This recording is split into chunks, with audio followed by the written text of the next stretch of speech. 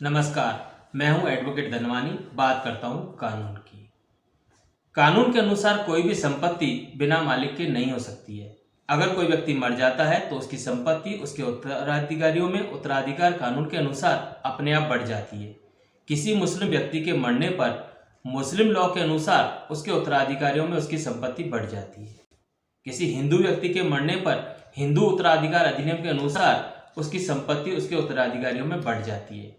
अगर किसी व्यक्ति ने स्पेशल मैरिज एक्ट के तहत विवाह किया है तो उसकी संपत्ति भारतीय उत्तराधिकार अधिनियम के अनुसार उसके उत्तराधिकारियों में बढ़ जाती है। आज हम हिंदू उत्तराधिकार अधिनियम के बारे में बात करेंगे। हिंदू उत्तराधिकार अधिनियम में पुरुषों के उत्तराधिकारी अलग बताए गए हैं और स्त्री के उत्तराधिकारी अलग बताए गए हैं। आज के इस वीडियो में हम पुरुषों के उत्तराधिकारियों के बारे में बात करेंगे। इस वीडियो में 3 बातें ध्यान रखने वाली है। पहला, हम ऐसी संपत्ति के बारे में बात करेंगे जो स्व अर्जित यानी सेल्फ एक्वायर्ड है, पैतृक संपत्ति नहीं है। दूसरा, ऐसी संपत्ति के बारे में बात करेंगे जिसके बारे में कोई वसीयत नहीं की गई है। तीसरा, ऐसे व्यक्ति के बारे में बात करेंगे जिसने हिंदू मैरिज एक्ट के तहत विवाह किया हो, न कि स्पेशल मैरिज एक्ट के तहत। अगर उसके माता पिता ने भी स्पेशल मैरिज एक्ट के तहत विवाह किया है तो आज वाले ये बताए जा रहे प्रावधान लागू नहीं होंगे। आज का टॉपिक कॉम्प्लिकेटेड है, लेकिन मैं आपके सामने सरल तरीके से सिंपल वे में रखने जा रहा हूं। आप बिना वीडियो स्किप किए पूरा वीडियो देखें ताकि आपकी सारी शंकाएं दूर हो जाएं, सारे डाउट्स क्लियर हो जाएं। सबसे पहले जो आप चार्ट में देख रहे हैं, हिंदू पुरुष उत्तराधिकारियों के 4 वर्ग बताए गए हैं। क्लास फर्स्ट, क्लास सेकंड, एग्नेट और कॉग्नेट। मृतक की संपत्ति सबसे पहले क्लास फर्स्ट के उत्तराधिकारियों में बढ़ जाएगी। अगर क्लास फर्स्ट का कोई उत्तराधिकारी नहीं है तो उसकी संपत्ति क्लास सेकंड के उत्तराधिकारियों में बढ़ जाएगी। मान लीजिए क्लास सेकंड का भी कोई उत्तराधिकारी नहीं है तो उसकी संपत्ति यानी मृतक की संपत्ति एग्नेट यानी उसके गोत्रजों में बढ़ जाएगी। अगर उसका कोई गोत्रज भी नहीं है तो उसकी संपत्ति कॉग्नेट यानी बंधुओं में बढ़ जाएगी, जैसा आप चार्ट में देख रहे हैं। मान लीजिए किसी व्यक्ति का कोई बंधु भी नहीं है तो ऐसे हिंदू व्यक्ति की संपत्ति सरकार के पास चली जाएगी। अब बात करेंगे क्लास फर्स्ट में कौन कौन उत्तराधिकारी आते हैं और कितना कितना हिस्सा इनको मिलेगा।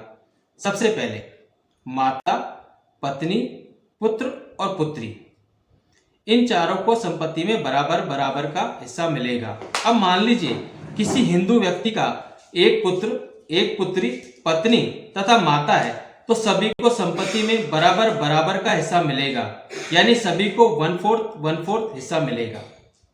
अब मान लीजिए किसी व्यक्ति के किसी मृत व्यक्ति के 2 बेटे, 2 बेटियां, माता और पत्नी हैं तो मृतक की संपत्ति के 6 हिस्से होंगे और सभी को संपत्ति का बराबर बराबर हिस्सा यानी 1/6 भाग मिलेगा, जैसा आप चार्ट में देख पा रहे हैं। 1955 से पहले हिंदुओं में एक से ज्यादा विवाह मान्य थे। मान लीजिए किसी व्यक्ति के पिता ने 1955 से पहले 2 विवाह किए हों और दोनों माताएं जीवित हों तो उनका हिस्सा एक ही होगा, जैसा कि आप चार्ट में देख पा रहे हैं। हम मान के चलते हैं किसी हिंदू पुरुष की 2 माताएं यानी मृतक पुरुष की 2 माताएं, एक पुत्र, एक पुत्री और पत्नी है तो भी 4 ही हिस्से होंगे, लेकिन माताएं एक हिस्से का आधा आधा भाग लेंगी, यानी पुत्र, पुत्री, पत्नी 1/4, 1/4, 1/4 भाग लेंगे, लेकिन दोनों माताएं 1/4 हिस्से के 2 भाग करेंगी, यानी 1/8वां हिस्सा लेंगी। ऐसे ही यदि मृतक व्यक्ति ने स्वयं ने 1955 से पहले 2 शादियां की हो और दोनों पत्नियां जीवित हों तो दोनों एक ही हिस्सा लेंगी और दोनों उस एक हिस्से का आधा आधा भाग करेंगी, जैसे माता द्वारा ऊपर वाले उदाहरण में किया गया है। एक कदम आगे बढ़ाते हैं। मान लीजिए किसी मृतक व्यक्ति के पुत्र या पुत्री मर गए हैं तो उनका हिस्सा उनके उत्तराधिकारियों में बढ़ जाएगा, यानी पुत्र के उत्तराधिकारी पुत्रवधु, प्रपोती और प्रपोत, जैसा कि आप चार्ट में देख रहे हैं। ऐसे ही पुत्री के मर जाने पर उसके उत्तराधिकारी यानी दोहते और दोहती को हिस्सा मिलेगा, पुत्री के पुत्र और पुत्री को, दामाद इसमें शामिल नहीं है, जैसा कि आप चार्ट में देख पा रहे हैं। ऐसे ही यदि पौत्र भी मर चुका है तो उसकी संपत्ति उसके उत्तराधिकारियों में बढ़ जाएगी, यानी पौत्र की पत्नी, पौत्र की पुत्री और पौत्र की विधवा। एक खास बात, अगर आपने नोट की हो तो क्लास फर्स्ट श्रेणी में पिता को शामिल नहीं किया गया है, यानी पिता को क्लास सेकंड में लिया गया है। अब बात करेंगे क्लास सेकंड के उत्तराधिकारियों की। आप चार्ट देख पा रहे हैं, क्लास सेकंड में 9 क्लासेस, उपवर्ग या चैम्बर बनाए गए हैं। अगर पहले उपवर्ग या चैम्बर का कोई उत्तराधिकारी मौजूद है तो बाकी के उपवर्ग को नहीं देखा जाएगा, यानी कि आगे आने वाले 8 उपवर्ग को नहीं देखा जाएगा। पहले उपवर्ग के उत्तराधिकारी को ही पूरी संपत्ति मिल जाएगी। अगर पहले उपवर्ग का कोई उत्तराधिकारी नहीं है तो दूसरे उपवर्ग में संपत्ति बटेगी। ऐसे ही दूसरे उपवर्ग में भी कोई नहीं है तो तीसरे उपवर्ग के उत्तराधिकारियों में संपत्ति बटेगी। ऐसे ही 9वें उपवर्ग तक ये चलता रहेगा। आप चार्ट देख रहे हैं, इस चार्ट में सबसे पहले उपवर्ग में पिता को शामिल किया गया है और केवल पिता ही शामिल है, बाकी कोई उत्तराधिकारी नहीं है। यानी अगर क्लास फर्स्ट का कोई उत्तराधिकारी नहीं है तो केवल पिता ही पूरी संपत्ति का अकेला मालिक होगा। अब मान लीजिए क्लास फर्स्ट का कोई उत्तराधिकारी नहीं है, पिता भी नहीं है, तो क्लास सेकंड के दूसरे उपवर्ग में देखा जाएगा, जैसा कि चार्ट में दिख रहा है। इस चार्ट के हिसाब से दूसरे उपवर्ग में पौत्री का पुत्र, पौत्री की पुत्री, भाई और बहन चारों को बराबर बराबर हिस्सा मिलेगा। आपने नोट किया हो तो यहाँ पौत्र के बारे में कुछ नहीं कहा गया है, क्योंकि पौत्र को फर्स्ट क्लास श्रेणी में माना गया और उसके उत्तराधिकारियों को भी फर्स्ट क्लास उत्तराधिकारी में गिना गया है। अब बात करें तीसरे उपवर्ग की। मान लीजिए दूसरे उपवर्ग का कोई नहीं है तो तीसरे उपवर्ग में देखा जाएगा। तीसरे उपवर्ग में पुत्री के पुत्र का पुत्र यानी पड़द्वैता, दूसरा पुत्री के पुत्र की पुत्री यानी पड़द्वैती। ऐसे ही पुत्री की पुत्री का पुत्र, पुत्री की पुत्री की पुत्री, ये 4 उत्तराधिकारी होंगे, जैसा कि आप चार्ट में देख रहे हैं। इन चारों को बराबर बराबर हिस्सा मिलेगा। अगर तीसरे उपवर्ग का भी कोई नहीं है तो चौथे उपवर्ग में भाई का पुत्र यानी भतीजा, भाई की पुत्री यानी भतीजी, बहन का पुत्र यानी भांजा, बहन की पुत्री यानी भांजी को शामिल किया गया है। इस तरीके से ये चारों जने बराबर बराबर हिस्सा लेंगे। मान लीजिए इन चारों में से कोई एक नहीं है तो बाकी 3 बांटेंगे। इसी तरीके से देखा जाएगा। 5वें उपवर्ग में केवल दादा और दादी को शामिल किया गया है।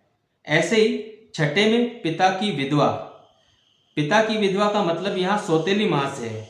ऐसे ही भाई की विधवा यानी भाभी है। मतलब 6ठे वर्ग में पिता की विधवा, सौतेली मां और भाई को शामिल किया गया है।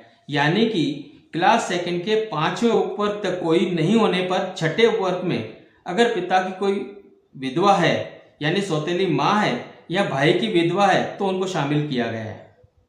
7वें उपवर्ग में पिता का भाई यानी चाचा या ताऊ और पिता की बहन यानी बुआ शामिल किए गए हैं। मतलब 6ठे वर्ग में कोई नहीं होने पर 7वें वर्ग के चाचा या बहन को, बुआ को शामिल किया गया है। ऐसे ही 8वें उपवर्ग में नाना और नानी को शामिल किया गया है। 9वें उपवर्ग में मान लीजिए किसी के नाना नानी भी नहीं है तो मामा और मौसी हिस्सा ले सकते हैं। नियम बहुत सारे हैं, लेकिन 2 महत्वपूर्ण नियम है जो मैं आपके सामने रखने जा रहा हूं। मान लीजिए किसी मामले में सगे और सौतेले दोनों ही क्लास सेकंड के उत्तराधिकारी शामिल हैं, मतलब मौजूद हैं, तो यहां पर सगे उत्तराधिकारियों को संपत्ति मिलेगी, सौतेले को नहीं। इसी तरह अगर हाफ ब्लड और फुल ब्लड दोनों ही उत्तराधिकारी मौजूद हैं तो फुल ब्लड को प्रेफरेंस मिलेगा, हाफ ब्लड को नहीं। अब बात करते हैं अगर क्लास फर्स्ट और क्लास सेकंड में से कोई नहीं हो तो संपत्ति का क्या होगा।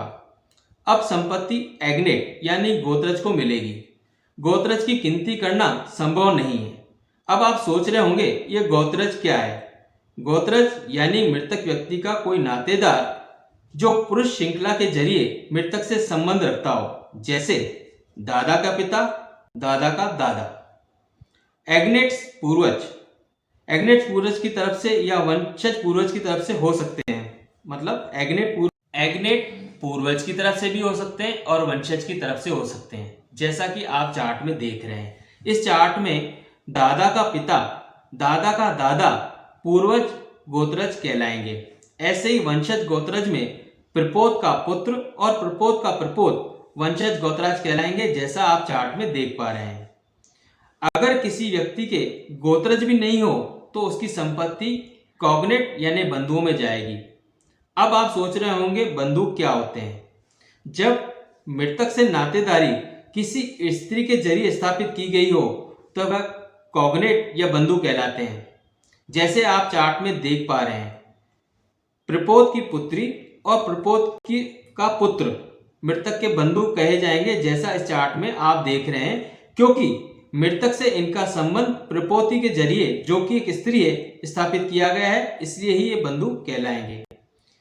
आज वाले बताए गए नियम हिंदू पुरुष उत्तराधिकारी के संबंध में है।